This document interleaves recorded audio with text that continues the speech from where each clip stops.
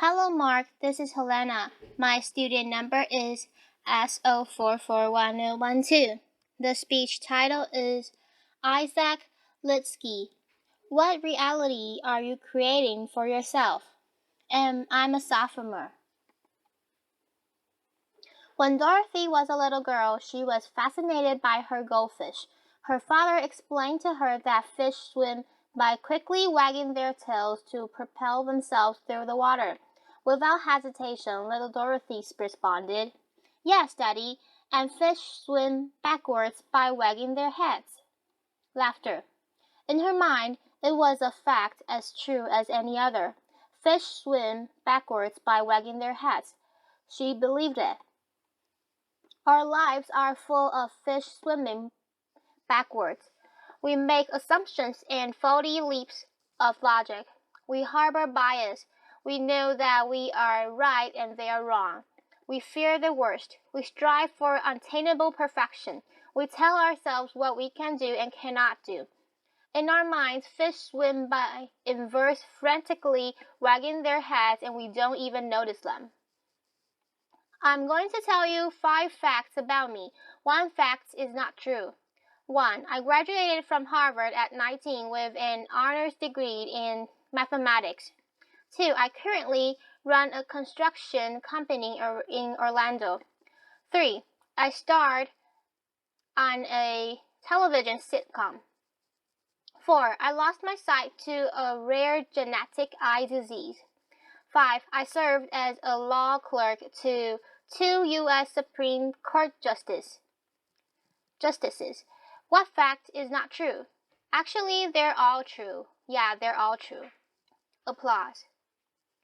At this point, most people really only care about the television show. Laughter. I know this from experience. Okay, so the show was NBC's Saved by the Bell, the new class, and I played Whizzle Weasel, who was the sort of dorky, nerdy character on the show, which made it a very major acting challenge for me as a 13-year-old boy. Laughter. Now, did you struggle with number 4, my blindness? Why is that? We make assumptions about so-called disabilities. As a blind man, I confront others' incorrect assumptions about my ability every day. My point today is not about my blindness, however. It's about my vision. Going blind taught me to live my life eyes wide open. It taught me to spot those backward swimming fish that our minds create. Going blind casts them into focus. What does it feel like to see? It's immediate and passive. You open your eyes and there's the world. Seeing is believing. Sight is truth. Right? Well, that's what I thought. Then from age 12 to 25, my redness progressively deteriorated. My sight became an increasingly bizarre carnival funhouse hall of mirrors and illusions. The salesperson I was relieved to spot in the store was really a mannequin. Reaching down to wash my hands, I suddenly saw it was a urinal I was touching, not a sink. When my fingers felt its true shape, a friend described the photograph in my hand, and only then I could see the image depicted. Objects appeared, morphed, and disappeared in my reality. It was difficult and exhausting to see. I pieced them together, fragmented, transitory images, consciously analyzed the clues, searched for some logic in my crumbling kaleidoscope until I saw nothing at all. I learned that what we see is not universal truth. It is not objective reality. What we see is a unique, personal, virtual reality that is masterfully constructed by our brain. Let me explain with a bit of amateur neuroscience. Your visual cortex takes up about 30% of your brain. That's compared to approximately 8% for touch and 2 to 3% for hearing. Every second, your eyes can send you visual cortex as many as 2 billion pieces of information. The rest of your body can send your brain only an additional billion. So sight is 1/3 of your brain by volume and can claim about 2/3 of your brain's processing resources. It's no surprise then that the illusion of sight is so compelling.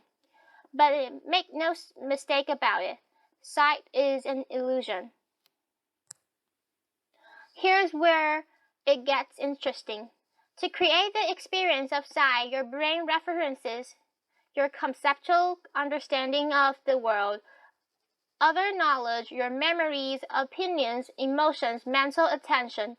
All of these things and far more are linked in your brain to your sight. These linkages work both ways and usually occur subconsciously. So, for example, what you see impacts how you feel, and the way you feel can literally change what you see. Numerous studies demonstrate this. If you are asked to estimate the walking speed of a man in the video, for example, your answer will be different if you're told to think about cheetahs or turtles. A hill appears steeper if you've just exercised, and a landmark appears further away if you're wearing a heavy backpack. We have arrived at a fundamental contradiction. What you see is a complex mental construction of your own making, but you experienced it passively as a direct representation of the world around you. You create your own reality and you believed it. I believed mine until it broke apart. The desperation of my eyes shattered the illusion. You see, sight is just one way we shaped our reality. We create our own realities in many other ways. Let's take fear as just one example. Your fears distort your reality. Under the warped logic of fear, anything is better than the uncertain. Fear fills the void at all costs, passing off what you dread for what you know, offering up the worst in the place of the ambiguous, substituting some assumptions for reasons. Psychologists have a great term for it: ovalizing. Laughter. Right. Fear replaces the unknown with the awful. Now fear is self-realizing. When you face the greatest need to look outside yourself and think critically, fear beats a retreat deep inside your mind, shrinking and distorting your view, drowning your capacity for critical thought with a flood of disruptive emotions. When you face a compelling opportunity to take action, fear lures you into inaction, and teasing you to passively watch its prophecies fulfill themselves. When I was diagnosed with my blinding disease, I knew blindness would ruin my life. Blindness was a death sentence for my independence. It was the end of achievement for me. Blindness meant I would live an unremarkable life, small and sad, and likely alone. I knew it. This was a fiction born of my fears, but I believed it. It was a lie, but it was my reality. Just like those backward swimming fish in little Dorothy's mind. If I had not confronted the reality of my fear, I would have lived it. I am certain of that. So how do you live your lives wide open? It is a learned discipline. It can be taught. It can be practiced. I will summarize very briefly. Hold yourself accountable for every moment, every thought, every detail. See beyond your fears. Recognize your assumption. Harness your internal strength. Silence your internal critic. Correct your misconception about luck and about success. Accept your strength and your weakness and understand the differences. Open your hearts to your bountiful blessings. Your fear, your critics, your heroes, your villains, they are your excuses, rationalizations, shortcuts, justifications, your surrender. They are fictions you perceive as reality. Choose to see through them. Choose to let them go. You are the creator of your reality. With that empowerment comes complete responsibility. I choose to step out of fear's tunnel into terrain uncharted and undefined. I choose to build there a blessed life. Far from alone, I share my beautiful life with Dorothy, my beautiful wife, with our triplets, whom we call the Tripskys, and with the latest addition to the family, sweet baby Clementine.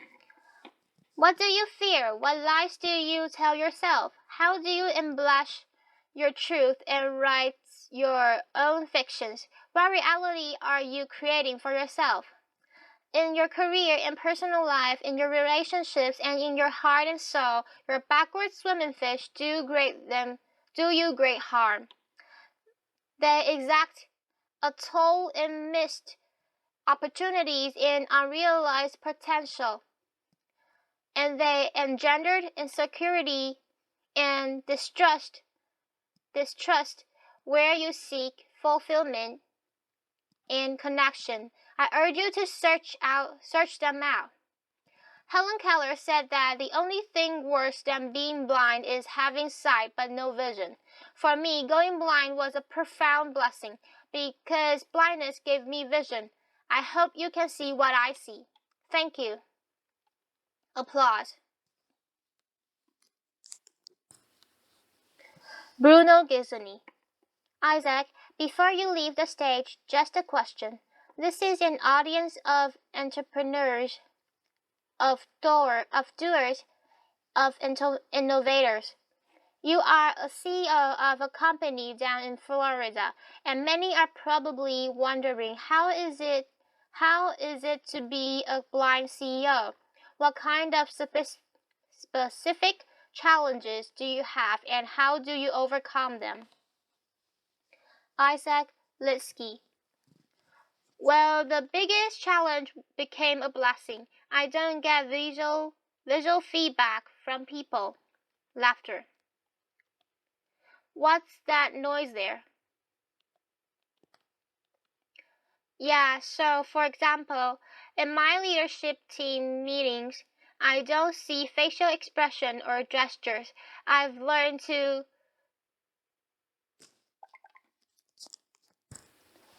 solicit a lot more verbal feedback. I basically force people to tell me what they think, and in this respect, it's become, and like I said, a real blessing for me personally and for my company, because we communicate at a far deeper level. We avoid ambiguities, and most important, my team knows what they think truly matters. Isaac, thank you for coming to TED. Thank you, Bruno. Applause.